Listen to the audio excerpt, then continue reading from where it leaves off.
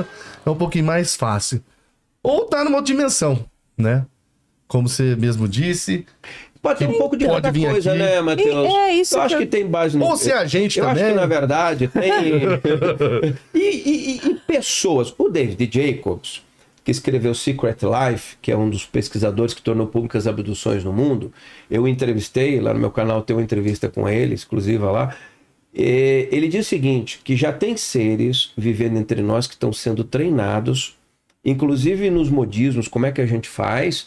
visando uma apropriação total da cultura humana na Terra no futuro. O David Jacobs foi parceiro do Buddy Hopkins.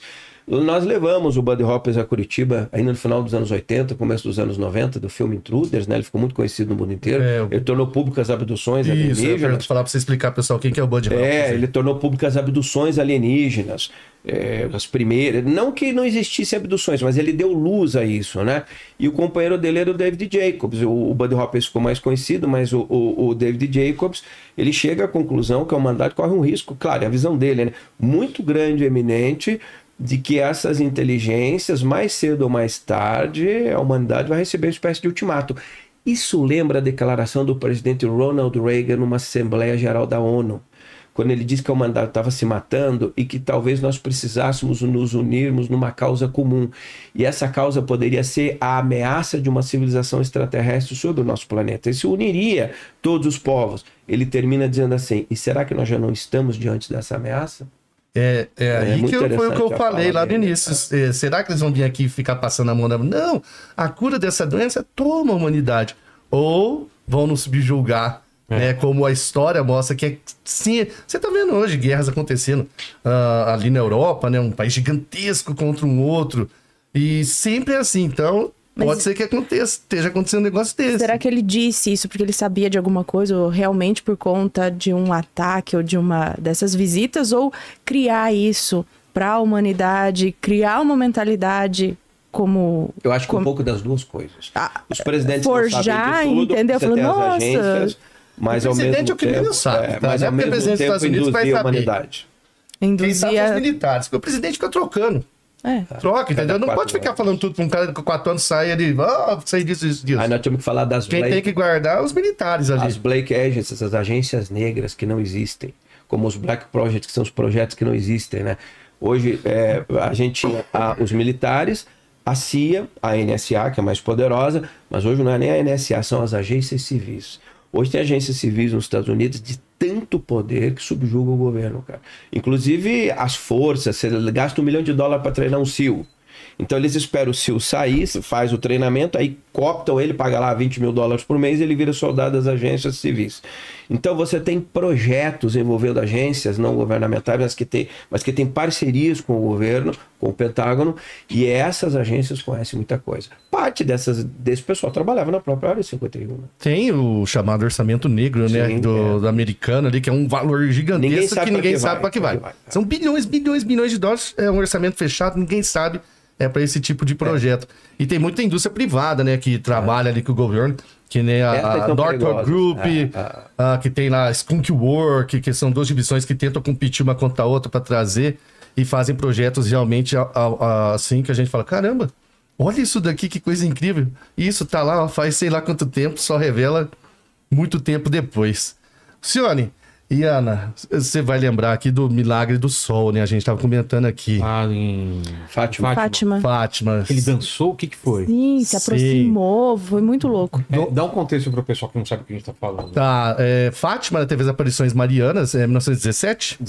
Começa um ano antes com o anjo de Portugal avisando que Maria viria à Terra, e o arcanjo Miguel aparece e avisa que no ano seguinte Maria apareceria, que era para as crianças prepararem. Isso, e aí as 3 crianças, Lúcia, Jacinto e Francisco, viram ali a aparição mariana, 13 de maio de 1917. E todo 13 de maio ela aparecia e revelou ali os famosos 3 segredos de Fátima. Só que aí as crianças... Alertou sobre o comunismo, isso é importante. É o terceiro segredo que eles mantiveram guardado muito tempo, foi o alerta do comunismo. E aí, um dia as crianças reclamaram que ninguém que acreditava, chegaram até a prender uma delas, aí a aparição, que seria a Virgem Maria, falou, não, eu vou aparecer então dia 3 de outubro de 1917 e manda todo mundo lá na Cova da Iria, que o bicho vai pegar lá. Aí foi jornalista, foi tudo. 50 mil pessoas foram ali, jornalistas, em Portugal, 1917. Nesse dia, tava um sol bonito. E de repente o sol dançou no céu. Ele vinha, voltava, ia pra lá, pra cá. O sol, eles descreveram como sol. E choveu uma tempestade torrencial, que molhou todo mundo. E aí, 3 minutos depois, tava tudo seco. Tudo totalmente seco. E aí fica o mistério. O que aconteceu? Saiu nos jornais da época, tá? Olha lá. São os 3, né? A gente teve... pastorinhos. Já estivemos em Jacinta? Quem que é? Não, as 3 já morreram, né? Morreram? Todas morreram já. A irmã Lúcia foi a última. A Lúcia publicou 2 livros, Memórias da Irmã Lúcia, que eu tenho os 2 volumes que eu comprei em Fátima. A gente visitou os túmulos, lembra, Ana? A gente foi lá e visitou os túmulos deles. E foram os 3 que tiveram aparição e culminou, né? Com esse fenômeno que ficou registrado aí como o fenômeno do Sol, né? Onde ele fez todo esse daí. Que você acha que pode ter alguma relação com alguma coisa... não resta dúvida. Alienígena ou algo dimensional? Alienígena, não no sentido alienígena como a gente entende extraterrestre. Existem quase 2.000 aparições de Maria desde que Maria estava na Terra no tempo de Jesus. Dessas 2.000, a igreja, menos de 20, ela aceita. No último livro, Santa Maria, eu trato disso, conto as mais importantes histórias, junto com a minha esposa, a Marilda. A gente publicou um livro mostrando, isso é muito interessante, que mostra que uma hierarquia de seres inteligentes, essa benéfica para o planeta. Por quê? Porque quando você vai a Lourdes, a Fátima, a Garabandal, a La Salete, aqui, por exemplo, em Pernambuco, em Simples, você vai aqui em São Paulo, Santuário Mariano, você vai ver que tem uma conexão de uma egrégora elevada que tenta transformar o ser humano num ser melhor.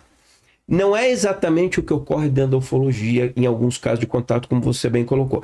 Então, no caso das aparições marianas, o que a gente vai identificar é que são inteligências elevadas. Em Zaitun, no Egito, por exemplo, durante um ano, todo dia de noite, a TV transmitia ao vivo, 1 milhão de pessoas assistiam. Uma senhora no topo da igreja copta aparecia, tem foto, filme, durante um ano. Assim, isso era perto da guerra, o resto do mundo não deu muita atenção. Pássaros. Mas assim, as aparições marianas, o que dá impressão e aí eu vou dizer uma coisa aqui, o Ana Matheus Vilela, é o seguinte: Maria monta, na verdade, uma espécie de milícia, uma milícia templária, assim, não, uma milícia luminosa, para atuar talvez contra, inclusive, esses seres que você está falando aí, nos bastidores, que não são tão benéficos assim para a humanidade. Com certeza. Você tem uma hierarquia de inteligências muito elevadas, que observam a evolução humana, e o que as aparições marianas fazem, se você pegar, a National Geographic Society fez um mapa muito interessante de todas as aparições marianas no mundo. Quando eu peguei aquele mapa, quando estava escrevendo esse livro, a primeira coisa que eu identifiquei é que Maria constrói uma espécie de um cinturão de proteção espiritual ao redor do planeta Terra. Tem na China, tem no Japão, tem na Ásia, não tem nada parecido. As aparições marianas são a maior expressão de força da história da cristandade. Só que por trás de Maria, aí que você precisa entender, quando eu digo você, é uma expressão metafórica. Você tem Maria, mas você tem uma espécie de inteligências que atuam nos bastidores, que alertam sobre guerras, sobre pestes, sobre sistemas políticos nefastos. Por exemplo, quando os muçulmanos estavam para invadir a Europa, numa dessas ocasiões, as embarcações cristãs eram muito menores e a batalha era dada como perdida. Eu conto no livro, mas é muita informação que eu não lembro de todos os dados. Os soldados muçulmanos começaram a ver no lastro das embarcações cristãs uma senhora luminosa, e os muçulmanos começaram a abandonar as embarcações, e a batalha de não me lembro o nome agora, é atribuída à vitória dos cristãos por interferência de Maria e dos seus anjos que estavam lá. De aparições. Esse é perfeito. Parabéns, viu? É esse aí. Olha que legal. Tudo isso são aparições marianas ao redor do mundo. É o mundo inteiro. É impressionante isso aí. Então você vai ver, você pega Guadalupe aqui em Copacabana, na Bolívia, no Brasil, Aparecida. Você tem assim, mostrando o que pode ocorrer com o futuro da Terra, né? E a gente, claro, nunca obedeceu nada, né? A gente faz tudo ao contrário. Mas é interessante, Matheus, isso que você fala é verdadeiro, tem inteligências que estão ali. E aí, que inteligências? Nefastas, negativas, luminosas? Depende do contexto, eu acho, de cada situação.